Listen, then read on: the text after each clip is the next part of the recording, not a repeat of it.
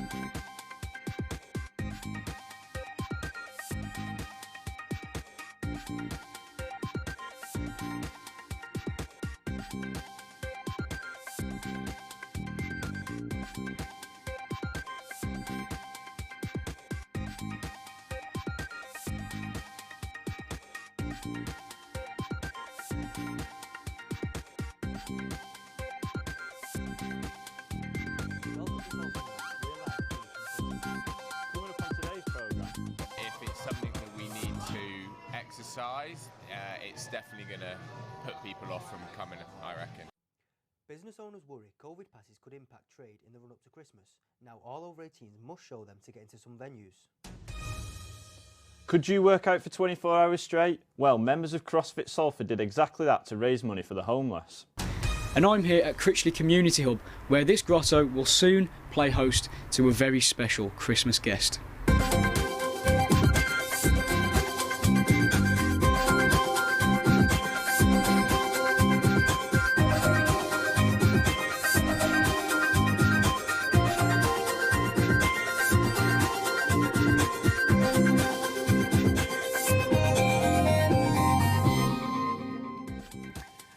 Boris Johnson has faced the largest rebellion of his time as Prime Minister, as nearly 100 Conservative MPs voted against the COVID passport, but backing from the Labour Party resulted in the plans being approved. Fergus Adderley was out in Salford to find out residents' views on the new rules. you'll need to show a negative lateral flow test to get into nightclubs and large events with an exemption for the double vaccinated. Due to the spread of COVID-19 and concerns over the new Omicron variant, the government have now fully introduced vaccine passports for venues such as the Lowry behind me now. Now, if you want to get into a venue such as the Lowry, because it's over 500 capacity, you're going to need proof of vaccination status on the COVID NHS passport app or your little blue card. That'll do the job for you. Or however, what you could do is show that you've had a negative lateral flow test or PCR test within the last 24 hours. But how does that affect the people of Salford? If it's implemented like in law, then I'm against it. Like if it's like a forcible thing, like you need it to get in, then absolutely not. It's interesting. It's probably the right thing to do. Just proof of a negative test is it seems like a small price to pay to get into venues that we all enjoy and keep open, really, because I don't think we can afford to sort of slow the economy at any rate, to be fair. There's a lot of inconveniences that brings to businesses, so it's really a tough one between how do you protect most of the population but also not cause too much inconvenience to businesses. With a small number of the public having mixed views on the vaccine passports, I wanted to chat to an owner of a bar to see how he feels this is going to impact his business. Although we have a licence to serve alcohol till 2 in the morning, we never generally exercise it, so we normally stop serving at midnight. So I'm not sure how that actually implements us at the minute, whether we need to still get people who are coming in. This because it's all happening so quick, I've not had any information really about it so far. But if it's something that we need to exercise, it's definitely going to put people off from coming, I reckon. On Monday, the Health Secretary Sajid David announced that in order for your COVID passport to remain valid, you're going to need to make sure you get your booster jab. Now, as of today, that's only just been open to over 18-year-olds. However, this isn't going to become mandatory until early next year, when all adults have had a reasonable time to get their jabs done. Very easy to download the app. All you want to do is you want to go on the App Store on your smartphone and just type in NHS app, and then we just press install. And then all you want to do is press your NHS COVID pass on the NHS app, and there we go. That's my pass sorted. Now I'm ready to go out. Folks, Adley, Salford Now. Anxiety UK reported that needle phobias affect between 3.5% to 10% of the population. A new needleless vaccine is meant to help with that. Aaron Benzoa is reporting live from the studio to talk about this new development. So Aaron, what are the latest? Yes, Harrison. So this new COVID development is supposed to be out in the public. This needleless vaccine is supposed to be confirmed. It's not been confirmed yet, but it's soon to be out in the public. The vaccine will be administered through a push of air using a spring-powered jet injection after an alternative to set those who have fear of needleless injections. So the new vaccine was developed by the University of Southampton using a technology called DeosVax. Yeah, I suppose I'd prefer a vaccine that didn't involve a needle, because it would be less intimidating, and I don't know, I think the thought of, I don't know the word for this either, but the idea of when they put like your vein up, and not a medical professional, and they tie it around your arm, I don't like the idea of that either. That gives me anxiety before they even do that, so I think... Yeah, so that was to your Louise Barlow. And this is thought to encourage people that suffer from anxiety and phobias like her to get the vaccine. As it's estimated by the House of Commons that 1 in 6 adults have experienced mental health disorders like depression and anxiety. She believes that this type of vaccine will help people get the vaccine.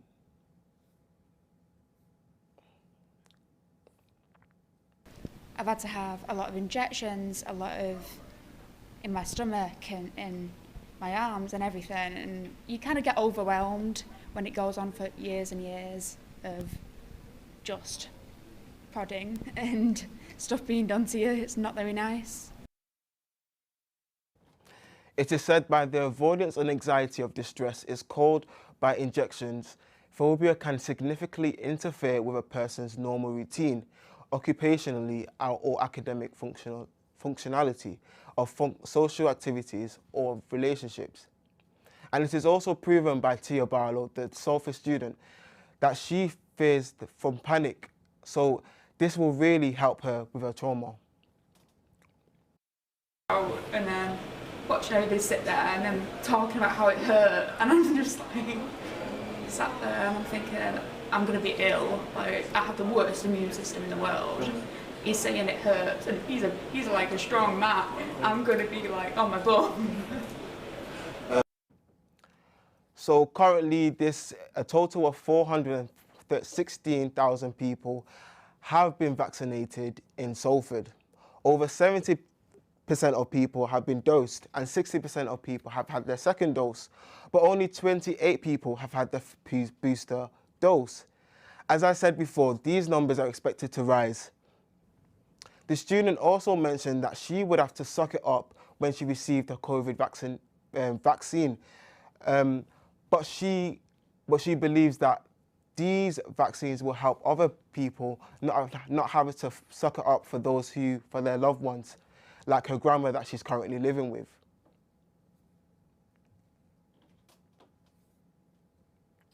Okay, thank you very much for that, Aaron. So let's take a look at what else is happening in Salford. An 18-year-old is raising money for Salford Royal Trauma Care Unit after they saved her life from an attempted suicide in June.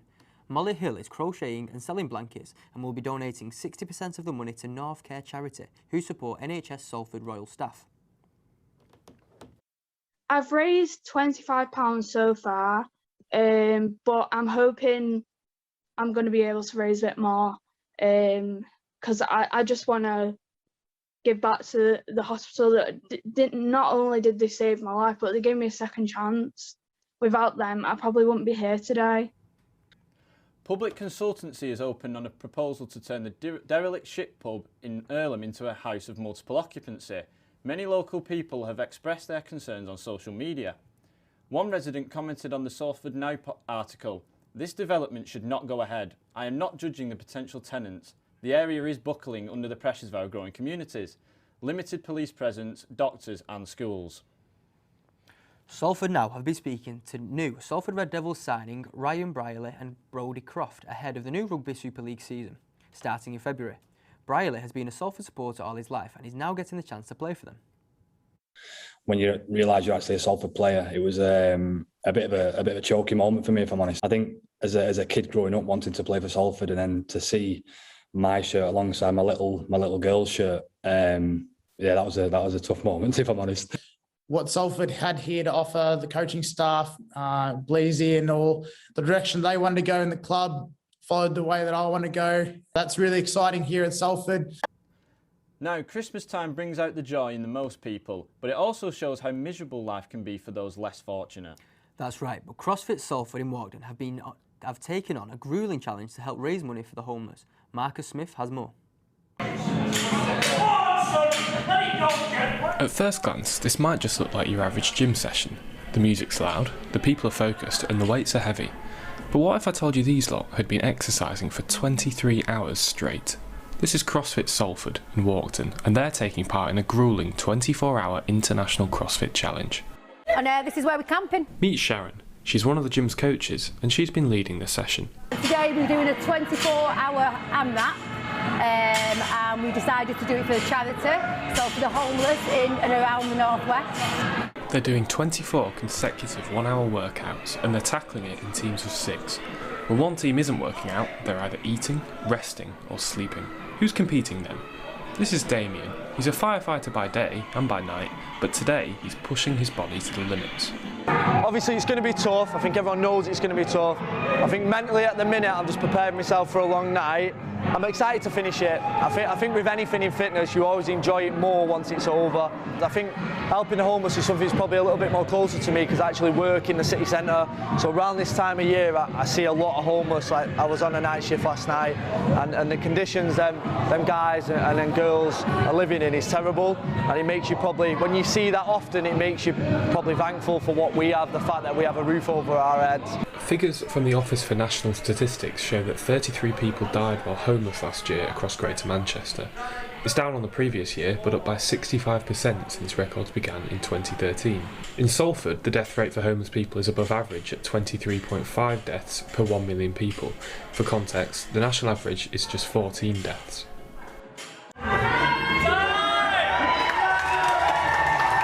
So after 24 long and gruelling hours, how did they get on? I'm not going to lie, I'm exhausted. Absolutely exhausted. It's emotional, tough. We've not had any sleep. I think we finished in second place actually. And how was the night? It was dark. Yeah, I don't mean just dark outside. There was moments where you started your workout and you didn't think you were going to get through it. We tried every tactic, but you know, we did it. So Damien, it's all over. How are you feeling? Yeah, tired, sore, hungry. I just need to get some sleep.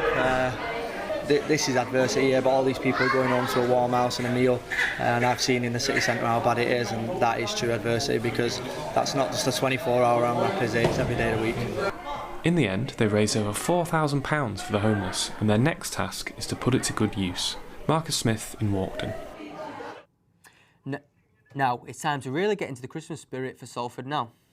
At Critchley Community Hub, they're already in the swing of things, and that's where we can join our reporter Tom Parker. Tom, what festive fun is happening here? Go, go, go, go, go.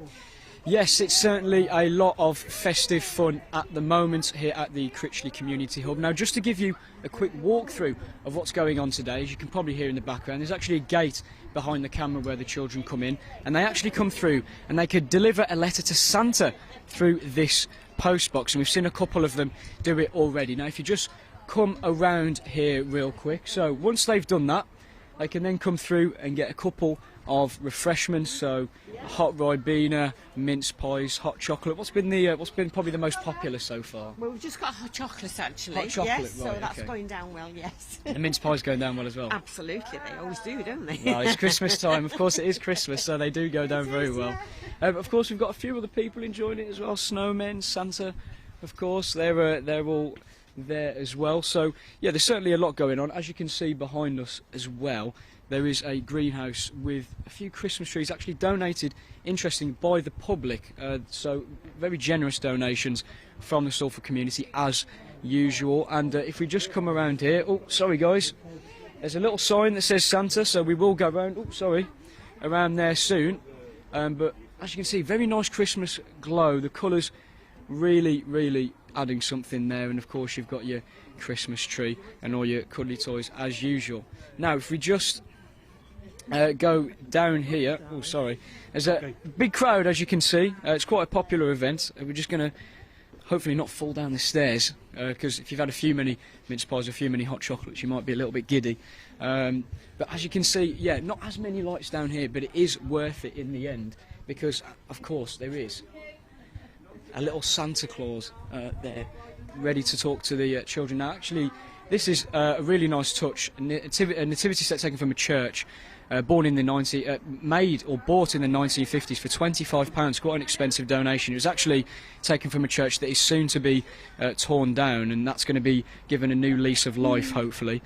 So if we come away from that, we can go further down. As you can see, the kids taking their presents. You alright, guys? Yeah, definitely a lot of Christmas spirit at the moment. Obviously, they do get to take these presents away. If you just come here, you can see the Christmas presents, and then this little guy here, I think he's probably been working a little bit too much, or had a few too many mince pies. Seems to be a bit hungover. And then also we've got the presents that he's been making. So certainly a very successful time at the moment. Now we do have a special guest here who's currently spraying his... Oh, sorry, what's going on here? Yes, so of course we do have a special guest who we will talk to in a second, but first, St Charles's Primary School were here earlier to perform with their choir, and I spoke to some people to see how they found it.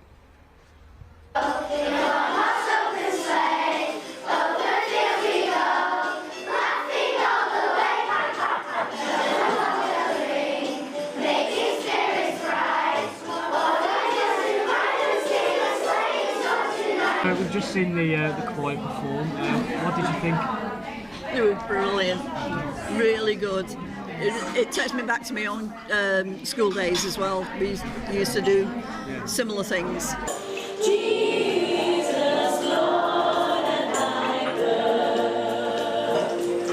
Good to see that they're still doing the old traditional carols, and they've still got some aspect of religion in the school, obviously, which people seem to be trying to get rid of, and it's such a shame because the children love it.